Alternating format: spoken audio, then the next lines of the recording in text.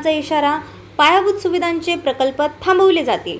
राज्य सरकारकडे कंत्राटदारांची अंदाजे 98,000 कोटी रुपयांची थकबाकी, धक्कादायक माहिती। महाराष्ट्र राज्यातील कंत्राटदारांनी एकत्र येऊन राज्यस्तरीय महासंघ स्थापन केला। प्रमुख मागण्यांसह इतर थकीत देयकांची मागणी।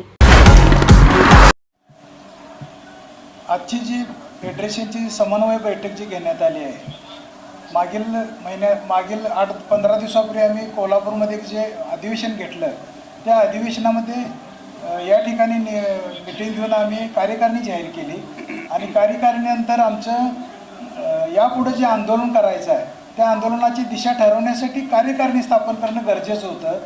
आणि यापुढं आमचं आंदोलन हे आम्ही PWDचे जे राजे आहेत त्या राजांच्या राजवाड्यासमोर आम्ही बसायचं ठरवलेलं आहे। ही पहिल्या आंदोलनाची आमची भूमिका असेल।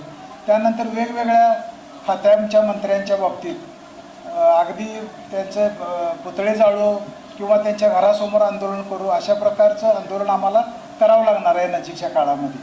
ठाम सांगितलं नाही तर प्रत्येक जिल्ह्यात कार्यकारी अभियंता यांच्या दालनासमोर त्याचं कुलूप लावण्याचं काम संघटना करते। प्रत्येक जिल्ह्यात पहिल्यांदा आम्ही त्यांना कुलूप लावून त्यांचे ऑफिसेस बंद करू आणि जर 8 दिवसात जर गव्हर्नमेंटने जाहीर केलं तर काही आंदोलन करायची गरज नाही, पण 100% पैसे देण्याची शासनाने हमी द्यावी।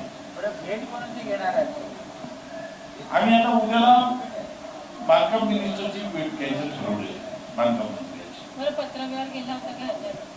पत्रावर झाले प्रत्येक जर आम्ही डायरेक्ट मंत्र्यांना पत्र पाठवत नाही, आमच्या कार्यकारी अभियंता, अधीक्षक अभियंता यांच्याकडे वारंवार मागणं चालू आहे।